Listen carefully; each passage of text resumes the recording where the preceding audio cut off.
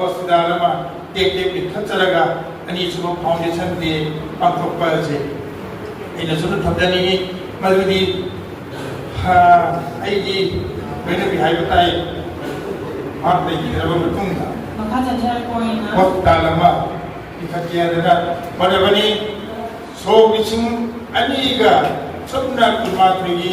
January tangkra da mang dikhdabani sabna ha dikhdaba matin kui dana hingda yati ye bagi kusine na thonali den sidoga chahi adu baki ikar kadala thani tangi bangunga asukuma Dr. Pratita Charitable Trust se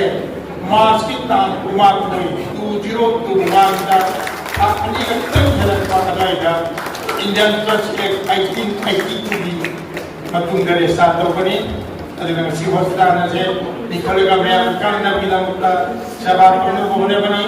free medical care apong dimik satuna tara ke masu Pangthokhre hospital na sigi nungki wai bawa khalon ni mungangda de ba la satuna dai bada kamjada ba kya chima du hasik tam wore so mate pamena ba makhagi hore jabani adu ko leina hospital hai bache naraba khatta hospital na chat nattaba नादिने दसु करमना नारी तो के हाइदना चप्पा याबा दुबा होस्टा अमा उहिनबा हाइबा दुगी वाखलवंगनी अदुग लोइलोना तुंगदा हगलिबा मई मसिंगदा hospital असिदना तना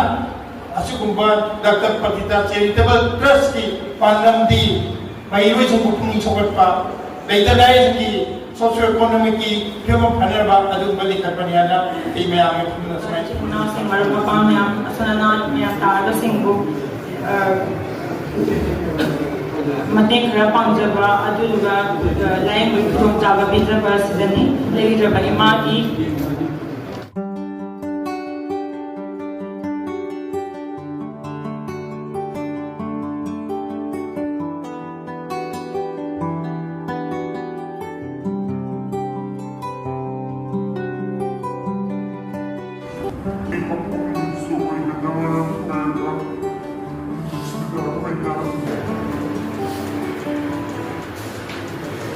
Imphal Khongjom mayam gi sebabona was siya otherwise the hospital is a bigger servicing OPD service diagnostic center physiotherapy pharmacy amani general shadi regards ki service tanzai good approach pe aad so free camp ta the messenger kare nasi hospital is in line the हम जब मैं यहाँ भी खुदा किन्हीं मतलब बसों में यहाँ भी पॉपुलेशन लगी है ना माइक पर लगी